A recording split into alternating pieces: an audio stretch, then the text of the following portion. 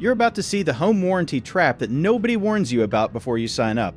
The one that turns what's supposed to be peace of mind into one of the most frustrating financial fights a homeowner can have.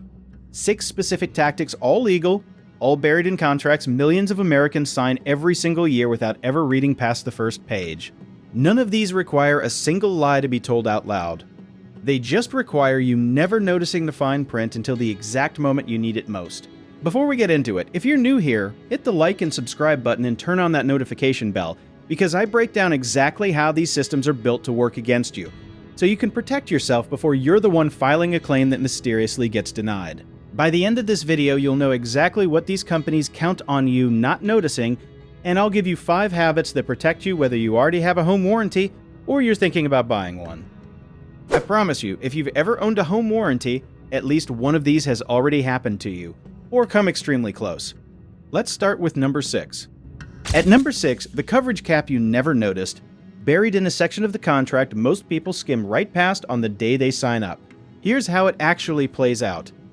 You buy a plan advertised as covering your major systems and appliances, and in your mind, covered means covered full stop. What the contract actually says, usually several pages deep, is that each item has a dollar cap. Your air conditioning might be capped at a few $1,000s. Your water heater, your refrigerator, your garage door opener, all capped individually. And those caps were set years ago, while real repair and replacement costs have climbed steadily every year since.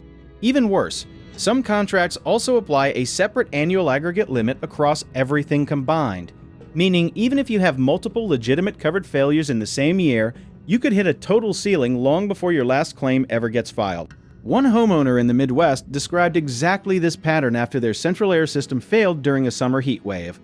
The plan promised full system coverage. The actual replacement, once quoted by a real contractor, came in well above what the policy would pay, and the family was left covering the difference themselves, thousands of dollars they'd specifically bought a warranty to avoid. A lesser-known detail that makes this worse. Some contracts calculate that cap based on what the company's own wholesale network would pay, not what an actual replacement costs anywhere close to retail, which means the real gap between what you're covered for and what you'll actually owe can be far larger than the number printed in your contract summary. The tell is simple once you know to look for it. Before you ever file a claim, find the specific dollar limit for each major system in your actual contract, not the marketing page, and compare it honestly to what that system would cost to replace today. It's also worth understanding why these caps exist in the first place, because it isn't random. Home warranty companies are essentially betting that most policies will never see a claim large enough to hit the cap at all, and pricing their premiums around that bet. When a genuinely expensive failure does happen, the cap protects the company's margins, not your household budget, which is exactly backwards from what most people assume they're paying for when they sign up. You won't believe what's coming up next, because this one doesn't deny your claim outright. It just quietly pays you a fraction of what you were promised. Number 5, the lowball cash out. And this is the trap that looks like a convenient option right up until you realize what it's actually worth. When your covered system or appliance fails, some companies offer you a choice. Wait for their contractor network to handle the repair, which can take days or weeks, or take a cash payout instead and handle it yourself. On the surface, cash sounds like the better deal. Faster, more control, no waiting around for a technician who might not show up on time anyway. Here's what most homeowners don't realize until the check actually arrives. That cash out amount isn't based on what you'd pay a contractor at real market rates. It's based on what the warranty company itself would have paid through its own discounted wholesale network, a number that can fall dramatically short of what it actually costs to hire a licensed professional in your area. One documented account described a homeowner offered a cash settlement for an HVAC replacement that came in at less than a third of every real quote they gathered afterward, meaning the convenient option left them needing to find several thousand additional dollars just to finish the job they thought was already covered. A lesser-known fact that makes this trickier: once you accept the cash out, you've typically closed the claim entirely, which means if the real repair ends up costing more than expected, there's no going back to ask for the difference. The number on that first check is usually the only number you're ever going to get. There's a psychological trick baked into how this offer usually gets presented too. It's framed as a favor, a way to skip the hassle of waiting on the company's contractor network, which makes accepting it feel like the smart, empowered choice. Few homeowners think to actually call around for real quotes before deciding, because the offer arrives dressed up as a convenience rather than a number worth scrutinizing on its own. I'm sure you've heard a version of this next one because it's become one of the most quietly effective tricks in the entire industry. At number 4, the inspection that becomes evidence against you, and this is the one that turns the exact process meant to help you into the reason your claim gets denied. When you file a claim, the company sends its own contractor to inspect the problem, someone chosen and paid by the warranty company, not by you. In a meaningful share of documented cases, that inspection report comes back citing something like rust, corrosion, or improper installation, technical-sounding language that conveniently falls outside what your policy actually covers. The inspection you were counting on to get your repair approved becomes the exact paperwork used to deny it. One widely shared account described exactly this sequence. An air conditioning system stopped working in the middle of a heat wave. The homeowner filed a claim immediately, and it still took over a week for a technician to show up. When the inspection finally happened, it was rushed, and the resulting report claimed the failure was a pre-existing condition, despite the system having worked completely fine right up until it suddenly didn't. The lesser-known detail here is that the company choosing and paying the inspector creates a built-in conflict of interest most homeowners never think about, until they're already holding a denial letter citing a report they had no say in producing. The defense against this one is documentation gathered before you ever need it. A home inspection report from when you purchased the property, receipts for any maintenance you've done, and if a claim gets denied, the right to request an independent second inspection at your own expense, specifically to counter a report you had no input on. It's worth being clear about what this pattern actually is and isn't. It's not necessarily that every inspector is acting in bad faith. It's that the entire structure creates pressure in one direction only. The inspector works for the company that benefits financially every time a claim gets denied, and there's rarely anyone in that room representing your side of the story. Understanding that imbalance ahead of time changes how you should treat the inspection itself, not as a neutral formality, but as a moment worth documenting carefully on your own, with your own photos and notes, the instant a technician arrives. You're not going to see this next one coming, because the letter arrives dressed up to look like it's protecting you, not selling to you. Wait before we continue. Best to outsmart scammers and fraudsters, especially online. Right now, while you are watching this, someone might be tracking every website you visit, every search you run, and every message you send. Your internet provider. Your router, that coffee shop Wi-Fi from last Tuesday, all of it logged. All of it for sale. NordVPN fixes that. One app encrypts your connection, masks your IP, and now includes a built-in antivirus that blocks malware and phishing in real time. Over 9,500 servers, up to 10 devices, dark web monitor included. Check the link in the description and get 76% off right now, plus 3 months free. Let's continue. Number 3. The fake final notice mailer. This one specifically targets the moment you're most likely to let your guard down, right after buying or refinancing a home. A letter arrives in the mail styled to look urgent and official, warning that your home warranty coverage is about to expire or lapse unless you call a number immediately. The letter often arrives specifically because your recent home purchase or refinance became part of the public record, which scammers and aggressive marketers alike purchase and use to time these mailers perfectly. Call that number and you're connected to a high-pressure telemarketing operation built entirely around manufactured urgency, insisting your coverage is about to lapse, that rates are about to increase, and that you need to commit right now on this call before you've had any chance to compare it to anything else. A lesser-known fact that surprises most homeowners: mortgage lenders in the United States do not require a home warranty to keep your loan in good standing. Homeowners insurance, yes. A home warranty? No. That entire premise driving the urgency in the letter is false from the very first sentence. One documented pattern involved these same mailers being investigated by a state regulator specifically because of how closely they mimicked official lender correspondence, ultimately resulting in refunds being issued to affected consumers once the deceptive formatting was confirmed. What makes this scam especially persistent is how rarely it gets reported. Most homeowners who receive a letter like this either fall for it or simply toss it in the trash without ever filing a complaint anywhere, which means regulators often only step in once the volume of complaints reaches a level that forces an actual investigation.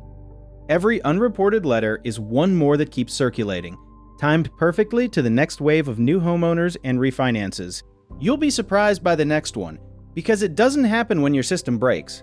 It happens the moment you actually try to use the coverage you already paid for. At number 2, the split system denial, and this is the trap that shows up specifically for homeowners with connected systems, most commonly HVAC. Central air conditioning systems are built from multiple connected parts, an outdoor condenser and an indoor coil, engineered to work together as a single unit. When one half fails, replacing only that half without matching it to the other is often not something a licensed contractor can safely or legally do. Warranty companies know this, and some use it to their advantage in a very specific way. The claim gets approved, but only for the piece the company defines as technically covered, while the second, connected piece needed to actually complete a functional installation gets treated as a separate, uncovered expense, or offered at a price the homeowner considers price gouging compared to real market rates. One documented complaint described exactly this outcome. A covered outdoor unit failed, the company's own contractor demanded several $1,000s out of pocket for the required indoor half, and when the homeowner instead hired an independent contractor to complete the entire job properly, the reimbursement offered covered only a small fraction of the real, total cost. The lesser-known detail worth knowing before you ever file a claim like this: ask directly, in writing, whether your system is classified as an inseparable or connected unit under your specific contract, and get clear written confirmation of exactly what portion would be covered if one half fails. Finding this out during a crisis with no air conditioning in the middle of summer is the worst possible time to learn the answer. This trap is especially frustrating because the underlying technical reality is genuinely true. You often can't safely mismatch a new outdoor unit with an old indoor coil, so the requirement itself isn't fabricated. What's manufactured is the pricing and the framing around it, treating a legitimate technical necessity as an opportunity to shift most of the real cost onto the homeowner while still technically honoring the letter of the contract. And now, the trap I've saved for last because it's the one hiding underneath almost every other trap on this entire list, taking the number one spot, the maintenance record trap, because this is the single most common thread running underneath nearly every denied claim in the entire industry. When a claim gets questioned, one of the most frequent justifications a company reaches for is a lack of proper maintenance. The logic sounds reasonable on the surface. Systems that aren't maintained do fail more often. But here's the part almost nobody realizes when they sign up. Most homeowners have never kept detailed, dated maintenance records for every single system in their home, because until the moment of a denied claim, nobody ever told them they'd need to. This creates an almost impossible standard to meet after the fact. The company doesn't need to prove neglect actually happened. It simply needs to point out that you can't produce years of receipts and service records and treat that absence as if it were proof itself. One state's consumer protection investigation specifically cited this exact pattern, describing a company that routinely denied claims by demanding years of maintenance documentation most ordinary homeowners would have no realistic way of producing, regardless of how well they'd actually cared for their home. The lesser-known fact that changes how you should think about this from day one: start keeping basic maintenance records the moment your warranty begins, not after something breaks. A simple photo of a service technician's invoice, a dated note about when your filters were last changed, even a basic yearly HVAC tune-up receipt can be the single difference between an approved claim and a denial that hinges entirely on paperwork you didn't know you needed. What makes this trap the quiet foundation underneath so many others on this list is how flexible the justification is.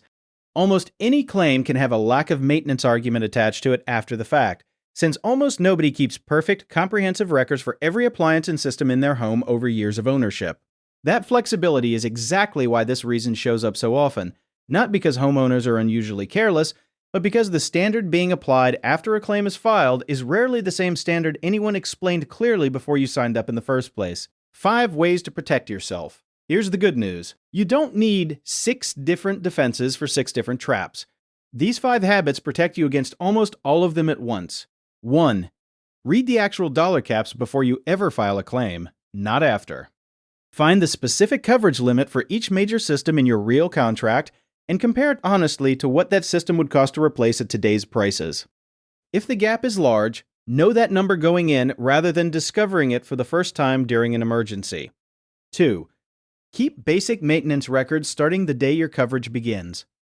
A photo of an invoice or a dated note is often enough.